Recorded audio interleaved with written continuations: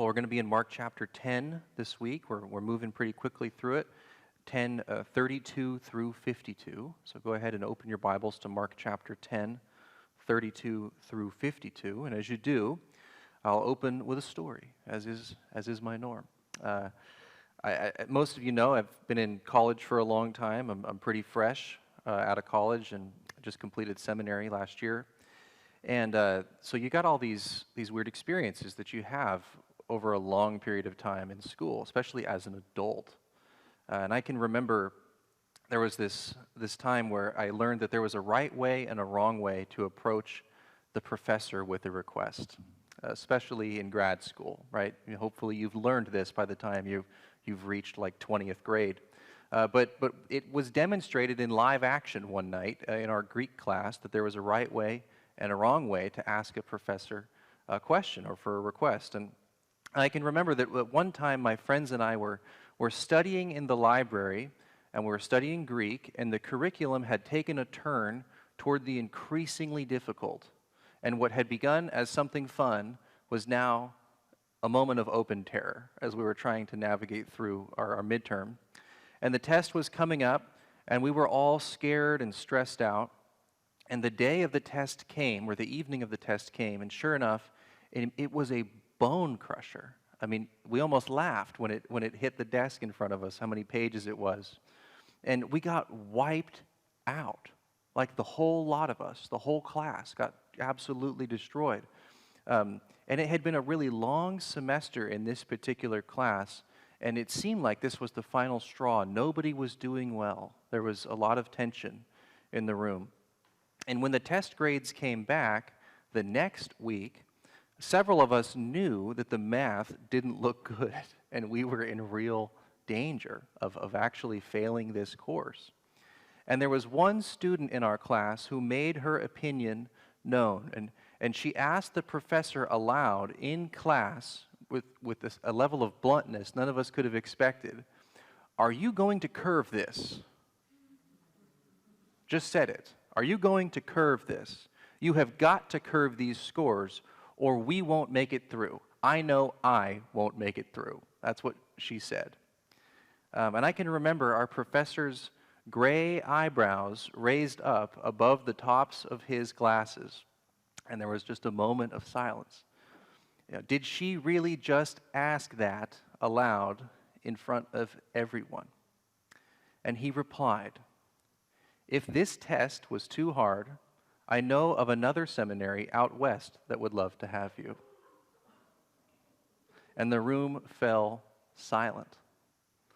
A few of us who had also struggled on the exams decided that we had nothing to lose at this point, right? So we would make our own appeal. I made eye contact. I said, we're going after this class is over. We're going to talk to him. And I came after the class and I said to the professor, "Dr. J, when I retake this course in the fall, what can I do differently to succeed?" And my professor looked at me and he smiled and he said, "Daniel, I am more gracious than you know. Don't drop the class and don't give up. I am more gracious than you know." And that same request for aid was received in two different ways by the same professor, not 15 minutes apart. And so the question is why? It's because the assumptions and the attitudes surrounding the request were totally different, even though the content was basically the same. Maybe you can think of a time when you moderated your approach in a similar way, or maybe you've been in a position that my professor was in, and you've experienced the difference in a request from someone who's come to you. You've seen it both ways.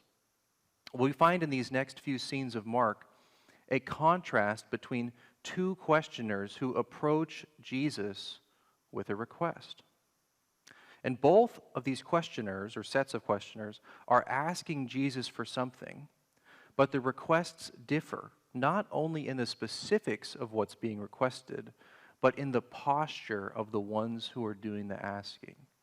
It's a very important difference that we're going to explore. In Mark 10, 32 through 52, we've come to this climactic moment, really. It's kind of another peak in the Gospel of Mark. And it's this amazing moment that we're going to see. And as we soar over the vista of this grand gospel view, we will see, first of all, that there is this wrong way to request things of God, and of Jesus in particular here. There is a wrong way to do it. And yet, we're going to see that Mark doesn't want us to miss that there is also a right way to request. And then finally, we're going to examine together some of the areas in which we can actually learn to request rightly. Right? We're going to talk about some of the practical implications of this. So, as we do, we'll read our text in full, Mark chapter 10, starting in verse 32. And they were on the road going up to Jerusalem. And Jesus was walking ahead of them, and they were amazed. And those who followed were afraid.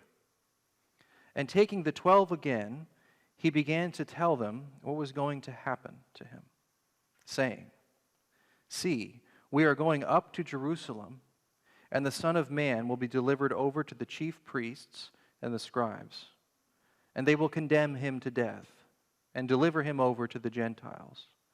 And they will mock him and spit on him and flog him and kill him. And after 3 days he will rise." And James and John, the sons of Zebedee, came up to him and said to him, "Teacher, we want you to do for us whatever we ask of you." And he said to them, "What do you want me to do for you?" And they said to him, "Grant us to sit, one at your right hand and one at your left, in your glory." Jesus said to them, "You do not know what you're asking. Are you able to drink the cup that I drink, or to be baptized with the baptism with which I am baptized?" And they said to him, "We are able." And Jesus said to them, "The cup that I drink, you will drink, and the baptism with which I am baptized, you will be baptized. But to sit at my right hand or my left is not mine to grant, but it is for those for whom it has been prepared." And when the 10 heard it, they began to be indignant at James and John. And Jesus called them to him and said to them, "You know that those who are considered rulers of the Gentiles lord it over them, and their great ones exercise authority over them. But it shall not be so among you. But whoever would be great among you must be your servant, and whoever would be first among you must be slave of all. For even the Son of Man came not to be served, but to serve, and to give his life as a ransom for many." And they came to Jericho, and as he was leaving Jericho with his disciples and a great crowd, Bartimaeus, a blind beggar, the son of Timaeus, was sitting by the roadside. And when he heard that it was Jesus of Nazareth, he began to cry out and say, "Jesus, Son of David, have mercy on me."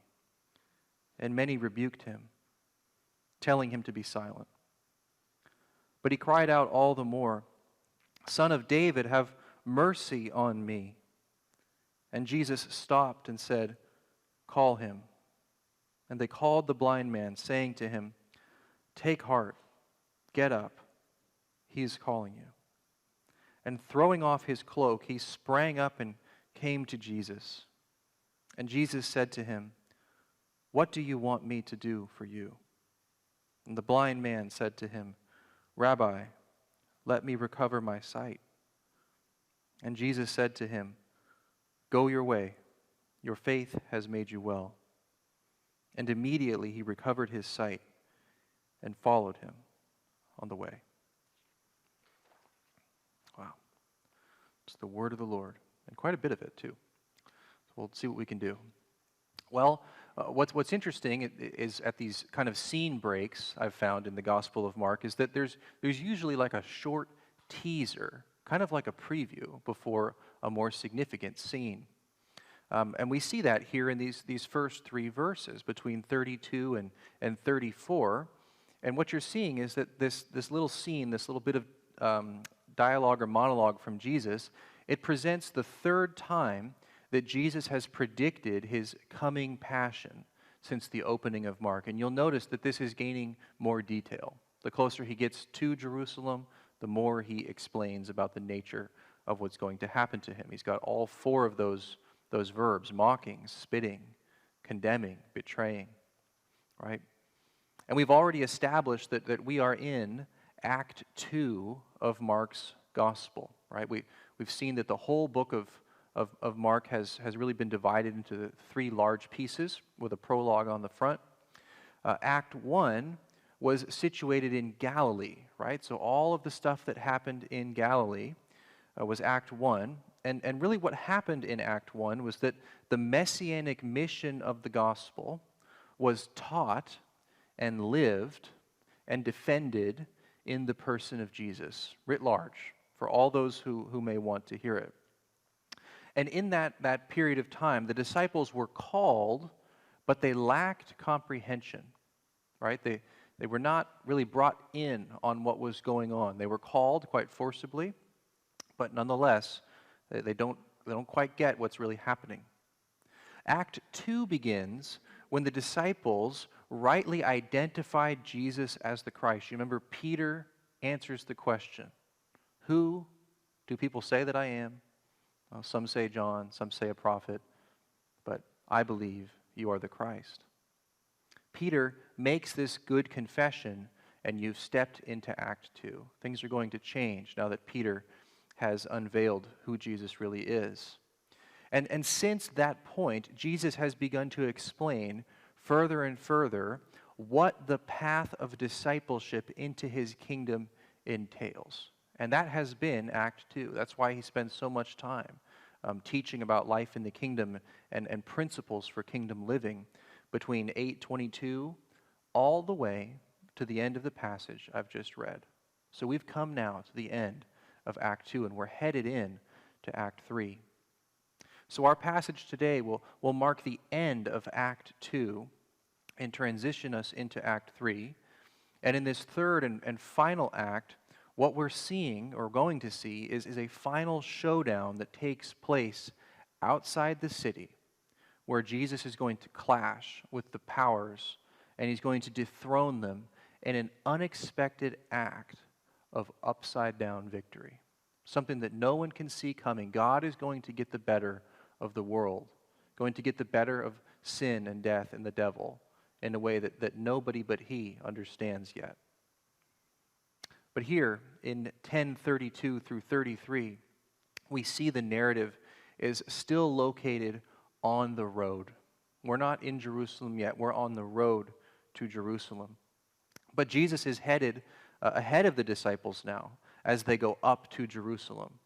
And Jesus has created some unusual distance between himself and the disciples and even the other followers. And it's a noticeable difference. The text pays attention to it.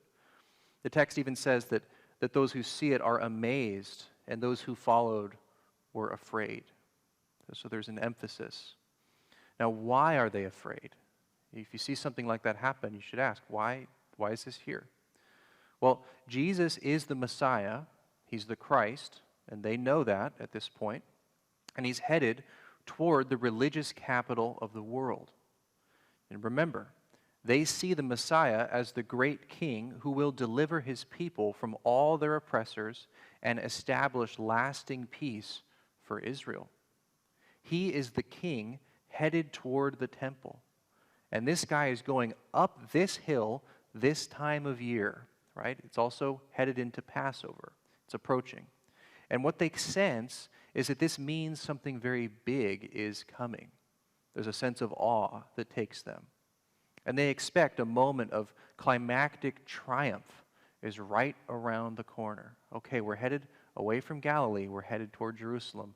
The king is headed to his throne, so to speak. And yet, what does Jesus say at exactly this moment? See, we are going up to Jerusalem, and the Son of Man will be delivered over to the chief priests and the scribes. They'll condemn him to death, and they'll deliver him over to the Gentiles. And if that's not bad enough, once the king gets there, they will mock him, spit on him, flog him, and kill him. And after 3 days, rise. That does not sound like the grand entrance that the disciples are expecting and hoping for. Doesn't sound like the outcome that they want. And in fact, it sounds downright absurd. So the Christ is headed for a cross. How can that be? It's not even the first time Jesus has said it. And what's this business about a resurrection? It's all more than they can take in. So get this, they just don't. They don't take it in. We know that by what happens next, that the disciples, they remain completely closed to what Jesus is saying. Well, before we move on to look at those next verses, and we'll do that here, there's a design pattern I don't want you to miss. This is just a Bible trivia thing that's so interesting, I found it. This is the third time that Jesus has predicted his coming passion, is it not? This is the third time that he has been misunderstood or rejected in saying that he's essentially been ignored. And we'll see that before everything is over, Peter will deny Jesus 3 times, right? In the wake of his passion. And yet, Jesus will then restore Peter by asking him, Peter, do you love me? 3 times. So 3, 3, 3, 3. It's an incredible moment of emphasis, a really beautiful thread to catch running through the gospel. And what I take from it is this. Though we are often hard of hearing and faithless, just as we're about to see these disciples are, Jesus is soft-hearted and faithful to restore us. Denied 3 stacks of 3 times, and he restores them 3 times. The message of God's heart for his children is encoded even in the numbering patterns of Mark's gospel in beautiful ways. He is more gracious than we know. And yet, there's a wrong way to approach him. We're going to take a look at these disciples. There's such a thing as a wrong request. And what's the wrong request? Verse 35 to 45, we see it show up in the hearts and mouths of James and John. And it boils down to these 2 simple words that they should have just said. Serve me. Serve me. Will you serve me? Take a look at how it comes about in their mouth. And James and John, the sons of Zebedee, came up to him and said to him, Teacher, we want you to do for us whatever we ask of you. And he said to them, What do you want me to do for you? They reply, Grant us to sit, one at your right hand and one at your left in your glory. Now this is bold. You can feel how bold it is just by reading it. You don't need much background to understand that even just at a grammatical level, this is a pretty bold way to ask anybody anything. But the contextual background doesn't help, right? We know what they're probably thinking. James and John see Jesus headed to Jerusalem, and they think it's time to make their final pitch for some of that impending political authority. It's time to lock in those 2 most powerful cabinet positions before the other disciples gain the boldness to ask, right? We've got to move quickly. And James and John may also sense that Peter is on the outs because of his outburst in the last scene. Do you remember? Peter had a moment. He cried out, Then who can be saved, right? And here's your leader. He's looking pretty non-leader-like at this moment. I think James and John are making a play, right? They're going to try to capitalize on that. That was embarrassing for Peter. Maybe we should take the reins. And yet, this wrong request has 2 core assumptions that we don't want to miss. And this is where the goods are. The first assumption is this, is it assumes a man-centered universe. It assumes a man-centered universe. Do for us anything we ask. So in what world does such a person make such a demand? What kind of a universe do you have in your mind if you're comfortable saying that? Well, it's a world in which they see themselves as the sovereign. That's really what they're revealing in their question. These two disciples frame a question to Jesus in a way that reveals that it is actually a command. They try to get his approval before he even hears what they want. And what does that really say? It elevates their wishes to be his command. And it assumes a man-centered universe, and two men in particular, James and John. The 10 aren't even in on the conversation. It's really about the two of us. Serve me, serve us. So it assumes a man-centered universe. The second thing that this wrong request assumes is it assumes a wrong view of power. A wrong view of power. They do mention in your glory. We know that you're headed into glory, that you are somebody of great power.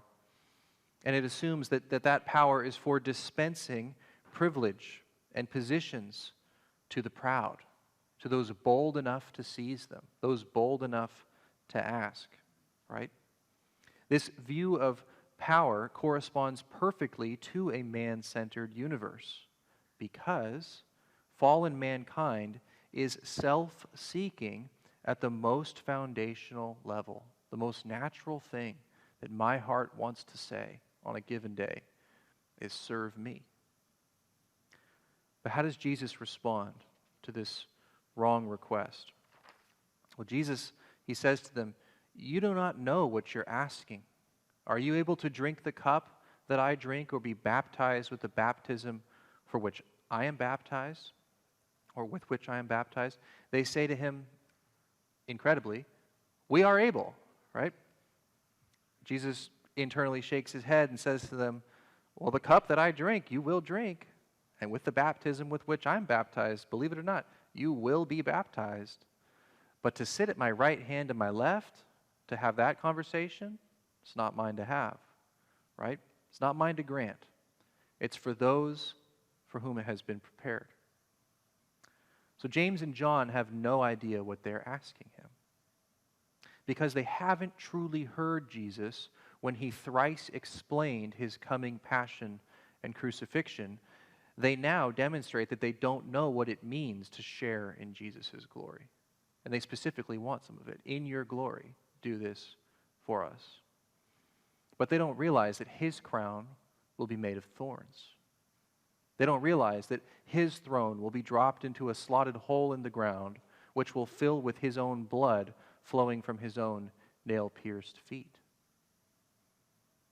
The cup and the baptism that Jesus speaks of here are ways of summoning Old Testament language about the coming divine judgment and even just run-of-the-mill language about trial by fire. But again, Jesus calls up vocabulary from all across the Old Testament. And even interestingly, much of it can be heard echoing through the latter chapters of Isaiah that he's starting to enact, starting to make come true right before their eyes. And when when the 10 heard it, verse 41, they began to be indignant at James and John. So the rest of the disciples are only mad because James and John beat them to the punch. So they're not any better, really, at this point. And Jesus will need to continue teaching. Seems like Act 2 might have been a failure. Like, that's how you feel coming to the end of Act 2. Wow, they really don't get it. Jesus called them and said to them, you know that those who are considered rulers of the Gentiles, they lord it over them, and their great ones exercise authority over them. But it shall not be so among you. And whoever would be great among you must be your servant. And whoever would be first among you must be slave of all. For even the Son of Man came not to be served, but to serve, and to give his life as a ransom for many. Remember that core assumption about power that underlies the wrong request?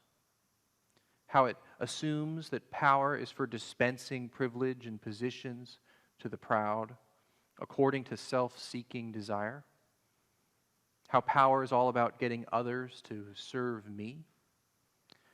Well, Jesus says that it's the opposite among his followers. He says, even the Son of Man came not to be served, but to serve. And furthermore, this service that he came to perform is none other than to be a ransom. That word, ransom, there. The underlying word, it refers to a payment that's made to preserve a life that's legally forfeit. It's sometimes translated redeem, as in the Old Testament, to redeem his people from Israel. And that means that it's taken on a narrative significance that implies release from literal or from spiritual bondage. This is what the Son of Man has come to do. This is an act of profound service. But this posture isn't only for the cross either, but it typifies all of Jesus' ministry, doesn't it? You get the sense that by the time Jesus ends up at the cross, you can comprehend how he got there, right? If you've paid attention to his ministry, you know that it's radical in his commitment to serving others, radical in his commitment to telling the truth, radical in his commitment to bringing grace into places where legalism and where restriction ruled the day. This posture wasn't only for the cross, but it typifies all of Jesus' ministry. Think of some of these other verses that really flesh this out. You can look at Luke chapter 22, verse 27, Luke 12, 37, and even John 13, 1-17, which is where Jesus is washing his disciples' feet. It's just another image of the same act of love. And as I kind of perused through those verses, I remembered this sentence from the very first sermon in this series in Mark, and it comes from the prologue, not in the text itself, but in the sermon that I gave, and it's this. It's that we're going to encounter a God who took his people out of Egypt. That's who we know God to be. God took his people out of Egypt. But can God's Son take Egypt out of them? That's what the book of Mark is getting us back to. Can he take Egypt out of these people?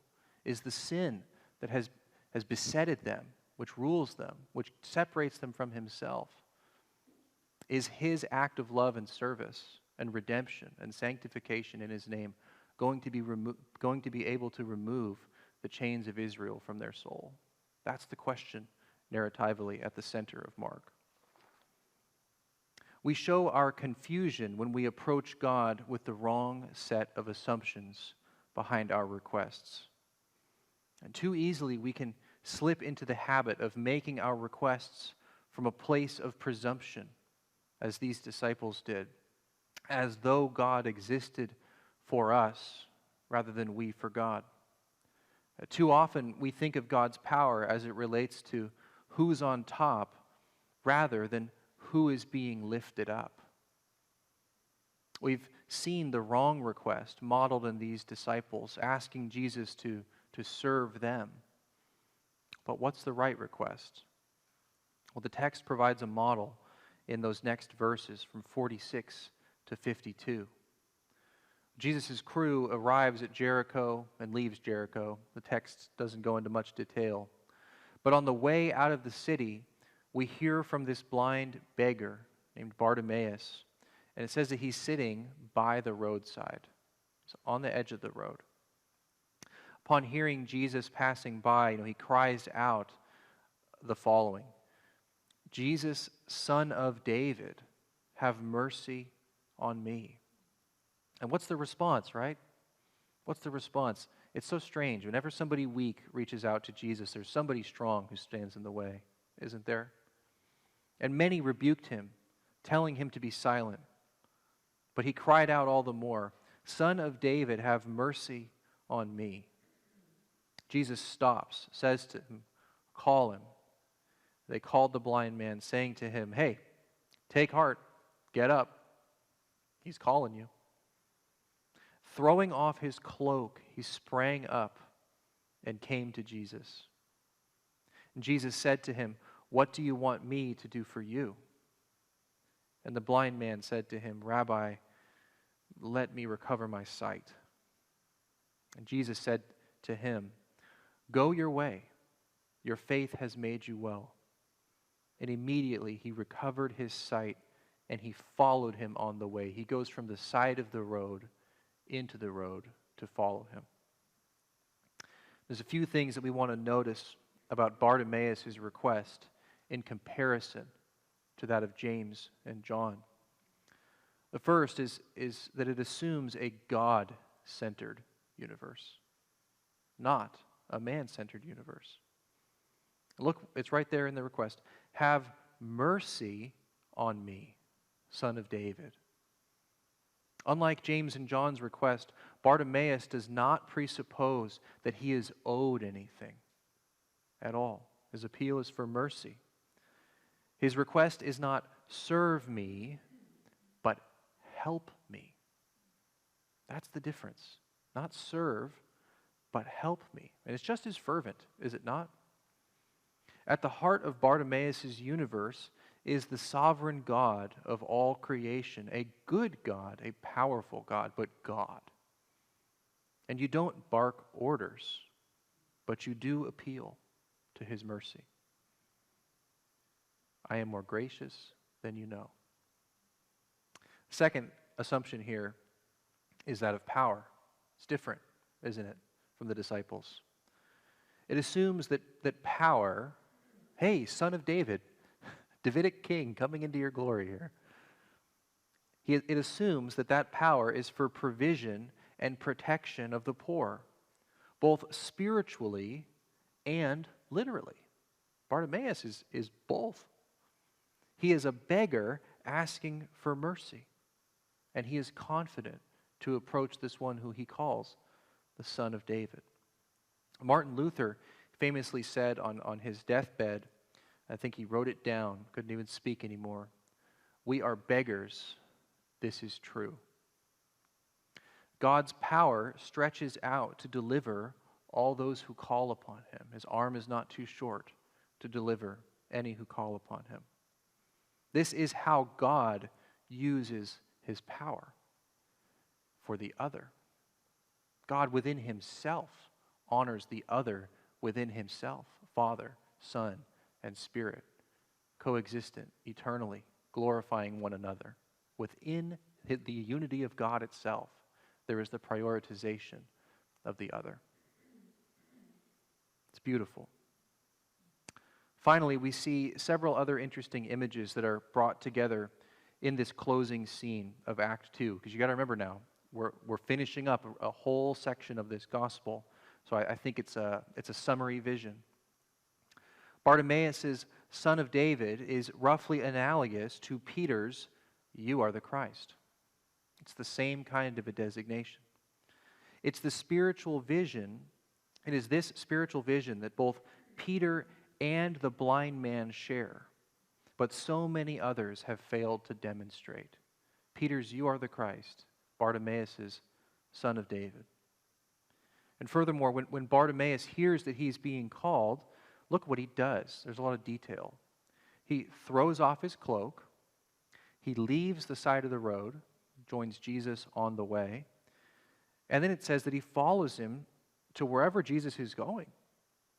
In parting with his cloak, which is likely his only important possession, and following after Jesus, he has done what the rich young man would not do and could not do. So we see in Bartimaeus the final distillation of what it means to be a disciple and what it means to live according to the kingdom. And it's just this simple formula. Humility plus faith equals sight. Humility plus faith equals sight. Now, what a climax to Act 2. As Christians, we're called to approach God from a place of humility and dependence. And though God owes us nothing, in his mercy he has given us even his own Son, even the Son of David. So what then would he withhold?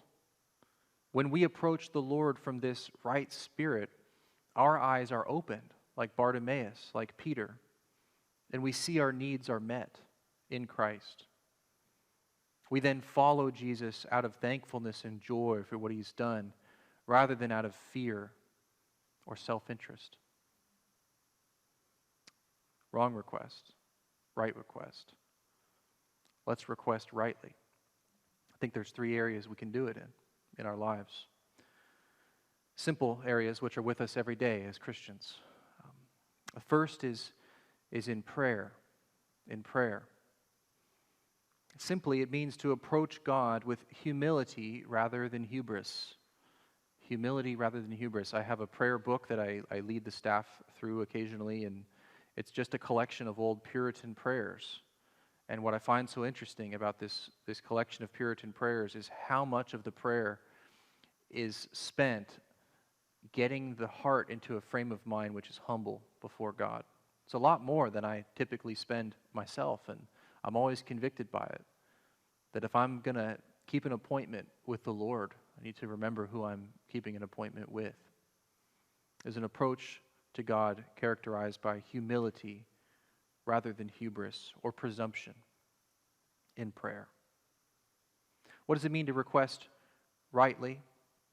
Well, we see it also in service, in the area of service. We request rightly in service when we approach others from beneath rather than from above. Approach others from beneath rather than from above. I can just think of my professor who, in responding to my request, he basically said, I am going to help you. I'm going to help you. I don't have to help you. You're not owed anything, but I'm going to. I'm going to come alongside you, and I'm going to lift you up. I'm going to push you through. He demonstrated grace in my life and in the lives of 2 or 3 other students, and he was willing to show that when we requested rightly, not only was there a response that was different, but that there was something that we could join. Now I look at others in my life who ask things of me, and I think, man, Dr. J did me a solid. I want to pull that forward, right? I want to help. I want to be someone who comes and helps from below, lifts people up, rather than rules from above. And finally, request rightly in your suffering. In your suffering. You're in prayer, in service, and in suffering. Which I think means this. Approach God from a place of trust rather than bitterness. And this is hard. It's all hard, but this is the hardest of all. Life's long and suffering's there. I had a terrible phone call just yesterday. I'll have another one tomorrow, most likely. But life comes with suffering, and it's no different for a Christian. And the question that's before us is whether I'm going to trust God in the midst of that, or whether I'm going to bring blame to Him and receive bitterness in response. When I request rightly, when I remember that it's a God-centered universe and not a man-centered universe, and I remember that His power is for loving and serving the world that He rules, not for being capricious, then I know that my suffering is not something that He's inflicting upon me from a place of evil, but is something that He is bending even in the midst of His sovereign goodness for my own goodness. And so I can approach God from a place of trust rather than bitterness. So just like those 2 requests that my professor responded to differently, we can see that there's a right way and a wrong way to approach God and others. We've seen how the wrong way to request, it sounds like, serve me. And we've seen how the right way to request sounds like, help me. And finally, we've explored together these 3 areas in which we can request rightly: in prayer, in service, and in suffering. We'll pray. Father, I thank You for Your word, for Your willingness to remind us of Your grace. For all of our faithlessness, You are faithful. For all of our fallenness, You still care. You're willing to do what seems otherworldly to us. You're willing to love us. And Lord, we love You in response. Help us to live lives of thankfulness and joy and long-suffering because we have hope established in the work of your Son, in Jesus. It's in his name that we pray these prayers. Amen.